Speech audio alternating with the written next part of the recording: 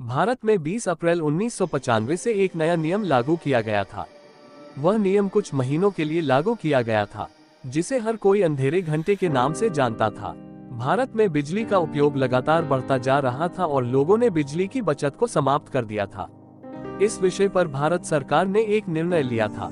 भारत सरकार ने तय किया था कि रात के 10 बजे से रात के 12 बजे तक कुछ जगहों पर बिजली पूरी तरह से बंद रहेगी और 2 घंटे के लिए उन जगहों पर पूरी तरह से अंधेरा रहेगा।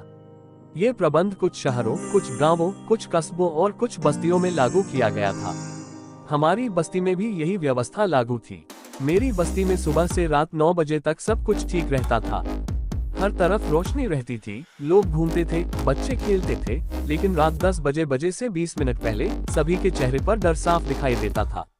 रात 10 बजे से पहले सभी खुद को अपने घरों में बंद कर लेते थे। उस दिन भी ऐसा ही हुआ था। उस दिन रात के 10 बजे बजने में 20 मिनट बाकी थे और सभी अपने अपने घरों में बंद हो रहे थे। कोई बाहर नहीं था, सब अंदर बंद हो चुके थे। मैं और मेरा परिवार भी हमारे घर के अंदर बंद हो चुके थे। रात 10 बजे सबका घर अंदर से बंद था और चारों तरफ सन्नाटा था।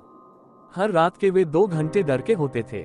उस दिन भी रात के 10 बजे हमारी बस्ती की लाइट चली गई और चारों तरफ अंधेरा छा गया। मैं कुछ भी नहीं देख पा रहा था। मैं बस अंधेरे घंटे के बीतने का इंतजार कर रहा था। मैं ही नहीं, हमारी बस्ती का हर एक शख्स अंधेरे घंटे के गुजरने का इंतजार कर रहा था। मुझे इस बात का डर सता रहा था कि अगला शिकार कौन होगा। ऐसा हाल सिर्फ हमारी बस्ती में ही था। ऐसी और भी जगह थी जहां रात 10 बजे से 12 बजे तक घना अंधेरा रहता था, लेकिन उन जगहों पर इन 2 घंटों के दौरान कोई भी डर के साए में नहीं रहता था।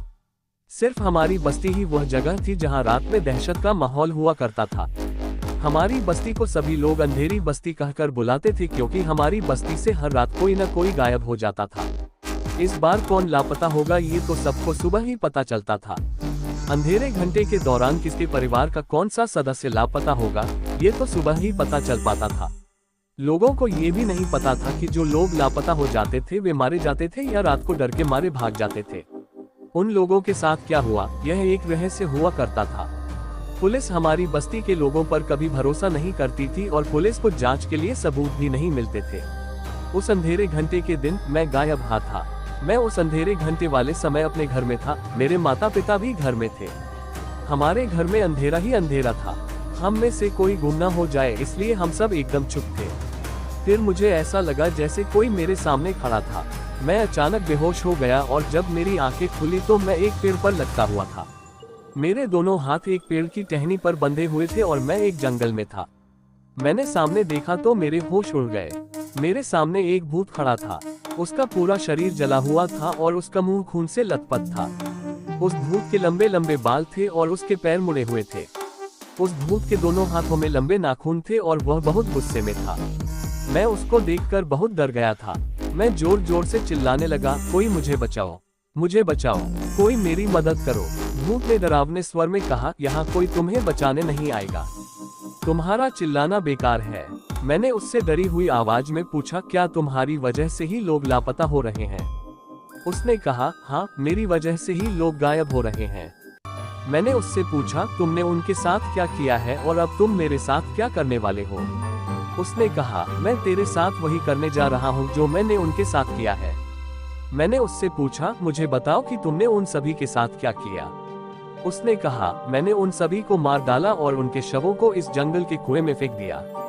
तुम सब पागलों की तरह उन लोगों को ढूंढते रहे, लेकिन तुम सब इस जंगल में कभी नहीं आए और तुम लोगों ने कभी भी इस कुएं में नहीं देखा। इस कुएं में ही सबकी लाश थी और मैं तब तक नहीं रुकूंगा जब तक ये कुआं लाशों से भर नहीं जाता। अब मैं तुझे भी मारकर इसी कुएं में फेंक दूंगा। उसकी ऐसी बातें सुनकर मैं डर गया। हमारी बस्ती के बाहर एक घना जंगल था। उस जंगल में एक कुआं था, वह उसी कुएं की बात कर रहा था। मैंने उससे पूछा, तुम हमारे लोगों को रात में क्यों मारते हो और फिर उन्हें उस कुएं में क्यों फेंक देते हो? उसने कहा, 200 साल पहले इस बस्ती की जगह यहाँ एक गांव हुआ करता था। उस गांव में मेरा एक परिवार था। मेरी एक छोटी बेटी थी और मेरी एक पत्नी थी। गांव के लोगों ने मेरी पत्नी के साथ बलात्कार किया और उसे मार डाला। फिर उन्होंने मेरी पत्नी की लाश इस कुएं में फेंक दी। मैं अपनी पत्नी की मौत का बदला लेना चाहता था, लेकिन इससे पहले ही गांव के लोगों ने मुझे और मेरी बेटी को भी मारकर इस कुएं में फेंक दिया। कई सालों तक मेरी आत्मा भटकती रही और मैं अपना बदला नहीं ले सका। मैं बहुत समय से गुस्से में था और मुझे अपने गांव के लोगों को मारना था, लेकिन मैं ऐसा नहीं कर सका। कई साल बीतने के बाद यहाँ एक बस्ती बन गई और अब इस नियम के कारण मुझे रात में अंधेरे में लोगों को मारने का मौका मिला। अगर मैं रोशनी के सामने आऊंगा तो मैं वहीं राख हो जाऊंगा। पूरे 2 घंटे के अंधेरे में मुझे लोगों को मारने का एक अच्छा मौका मिलता है, तो अब तुम भी मरने के लिए तैयार हो जाओ। ये कहकर वह मुझे मारने के लिए मेरे पास आने लगा। मैं पूरी तरह डर गया था। मुझे लगने लगा था कि अब मैं मरने वाली हूँ, लेकिन ऐसा नहीं हुआ। उसके हाथों मरना मेरी किस्मत में नहीं लिखा था। मैंने देखा कि हमारी बस्ती की बिजली फिर से आ गई और उस जंगल में बल्ब लगे थे, जिससे वहां भी रोशनी आ गई। बल्ब की रोशनी के कारण वह भूत अचानक से राख में बदल गया और मैं मरने से बच गया। रोशनी देखकर धीरे धीरे लोग बाहर आने लगे और मैं जोर जोर से चिल्लाने लगा।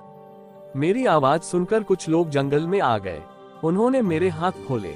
जब मैंने उनसे समय पूछा तो उन्होंने मुझे बताया कि रात के केवल 11 बजे थे और बिजली वापस आ गई थी।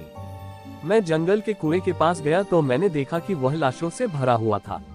बस्ती के सभी लापता लोग उस कुएं में मरे हुए थे। मैंने वह पूरी घटना बस्ती के सभी लोगों को बताई और लोगों ने मेरी बातों पर विश्वास किया। उस दिन के बाद वह व्यवस्था समाप्त हो गई और हमारी बस्ती के लोग फिर कभी गायब नहीं हुए।